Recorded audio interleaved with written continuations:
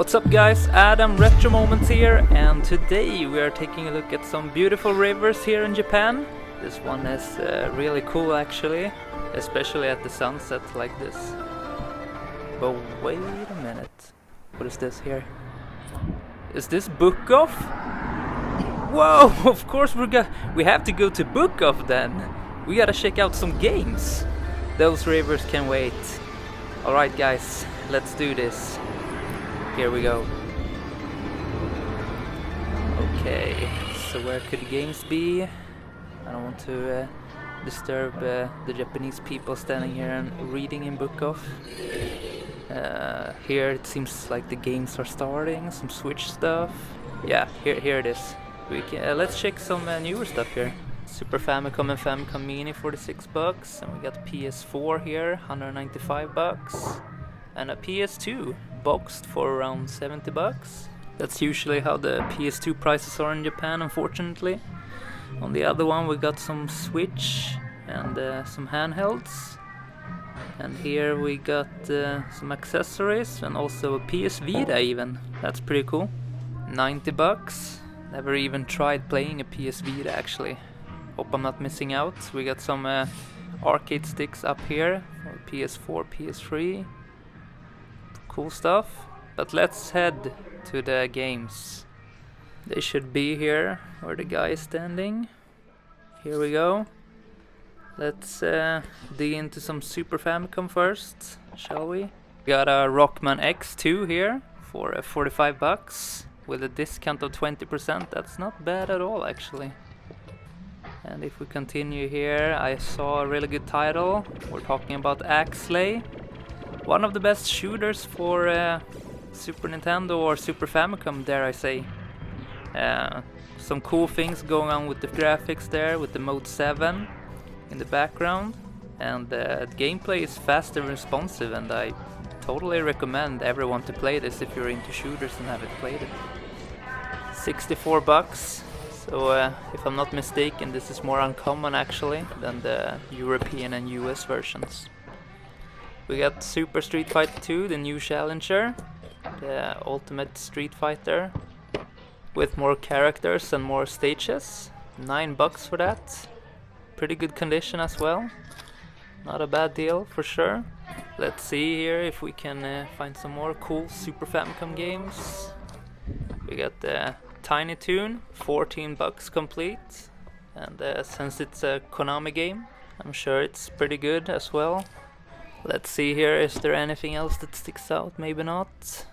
Let's check some N64 here. We got Zelda, Majora's Mask, $14, great condition.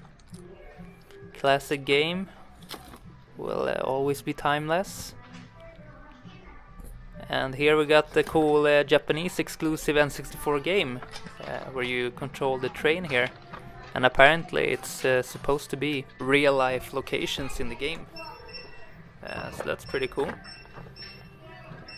Let's see here, let's try to pick a game I don't have that I would like to have.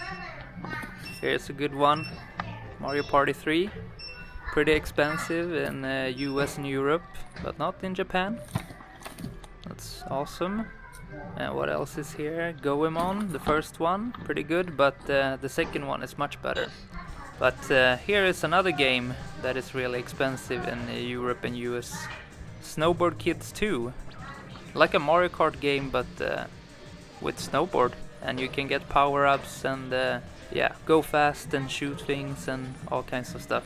It's basically the perfect 4-player game, especially if you played Mario Kart or Diddy Kong Racing to death. So yeah, try that one out. And they also have the first Snowboard Kids, which I have really fond memories of. I actually played it the first time in my school, in my elementary school. We actually had an N64 there. Those were the times. And here we have another really good kart racing game. Diddy Kong Racing, $5. Another game you should definitely have in your N64 collection. But let's keep going here and check some loose cartridges. We got Clue Land for $1. And Super Mario RPG And Dragon Ball, $4. Let's see here, we got N64, Zelda, and also Paper Mario behind there for $9. And let's take a look in the next one. Let's see if there's anything good. Final Fantasy, $2. Anything else that looks fun? Nah, not really.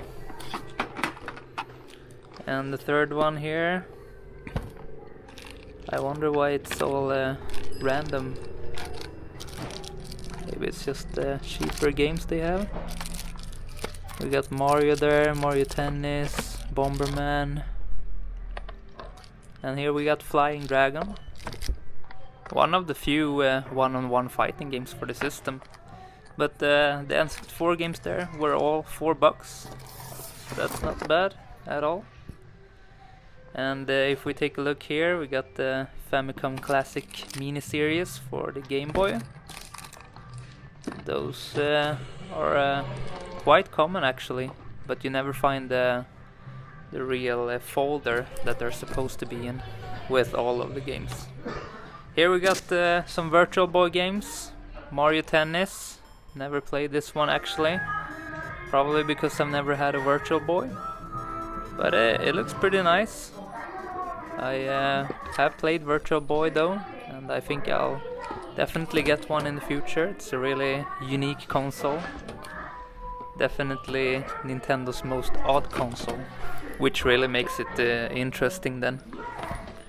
Let's keep looking here. We got Tetris and more Virtual Boy games here. Some Japanese game. Yeah, and those are not too interesting, I guess. But the Virtual Boys are mostly kinda cheap actually. We got the Mario Tennis there for $9 only. So that's pretty good at least. Going further here, we got Final Fantasy for the GameCube in a special edition box, $9. And let's take a look at some PS1 games. What do we have here? Oh, that's pretty cool. Raystorm and Ray Crisis in a double package. That's awesome. Two really good shooters from Taito, released in '96 and '98. Really cool boss battles and fast gameplay, and just all around really good shooter. So you should definitely check that one out. And here's another really cool shooter, I guess, Raiden Project. There we got Ace Combat, maybe not so fun. But here's a really good platform game actually. Released by Namco in '97, Klonoa. Really cool platforming game that I highly recommend. I played it when it came out, and it's an awesome adventure. And the cool thing about this game is that it's 2.5D, so it's like 2D side-scrolling, but with 3D elements in the background. So definitely check that one out if you haven't played it. Good games keeps coming here. We got Guilty Gear for $4. Really cool 2D fighter. Looks really good as of today's standards because of the beautiful pixel art. Really cool combos you can pull off on this one, so definitely check that one out. And here comes the staff, not with any new games unfortunately. But let's dive into some Game Boy games here. Hopefully there's something worth playing here. We got Mario for $4. Pokemon Gold, $2, and this looks like Castlevania Adventure. The price tag is covering half of the cartridge, but that's awesome. $4 for this, and it's one of the few Castlevania games that I've never played actually, so definitely have to add that to the collection. That's awesome. Let's keep going here. We got Tetris for $2. Amtaro, $2. And Harvest Moon, $1. And Pocket Monsters, or Pokemon as we know it. $1. It was Pokemon Red there. Let's check the other one here. Let's see if I can find some games I recognize at least.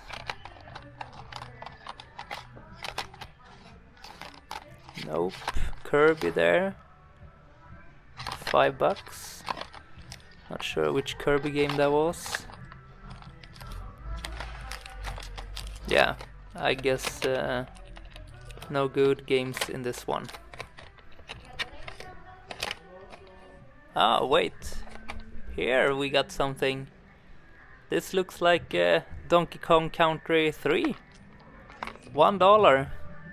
That's definitely something I should add to the collection. That's awesome. I've only played Donkey Kong Country 3 on the SNES or Super Famicom, so not sure how it is on the Game Boy Color actually at all. And here we got some Famicom games. Ooh, this is a really good one. It's actually one of my favorites. River City Ransom, or all you European people know it as the Street Gangs.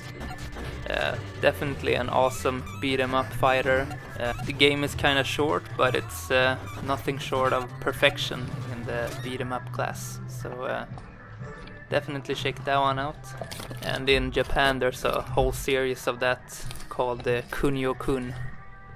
I'm sure a lot of you are familiar with that if you're collecting Famicom games. Here we got some Game Boy Advance stuff. Inuyasha. Never played it on Game Boy Advance, only on PS1. There was a fighting game there and an RPG game, I believe. And here we have Mother 3. Really cool box art, really simple and neat. $30 for that. So yeah, let's check out some Dreamcast games here. Biohazard, Code Veronica, Resident Evil. Good stuff, $4. And we got Soul Calibur, $2. Some really good graphics going on in that, because it still looks really good in my opinion. And here we got some Japanese anime or manga game. It's a lot of those for the Dreamcast actually. And we got Phantasy Star there, $2. Yeah, that's about it. I guess we're getting into some SEGA Saturn now. Virtual Cop 2. Totally fun light gun game. I'll probably mention that in earlier videos as well. Let's see if we can find some other gems for the console. SEGA Saturn is a really underrated console in my opinion. I should definitely get my hands on one soon. Here we got a cool game. Wait a minute, there it is. It's the very first Dead or Alive game released for the Saturn in '96 and also on PlayStation 1. Really cool to see where it all started. Maybe not the most fun fighting game, since it was their first try in the making, but Dead or Alive 2 made sure to be a really good game. Anyway, $1 for that is a given. Here we got a cool Space Racer, Grand Chaser. Maybe not the most fun Saturn game, I'm gonna guess. Let's see here. So many Japanese Saturn games that I have never seen. Anyway, thanks for watching this video. As I'm scrolling through the last couple of games here. If you enjoyed the video, make sure to give it a thumbs up, and I'll continue to do the videos in the same way. And if you have any questions or any suggestions about the videos, then comment down below. Bye for now.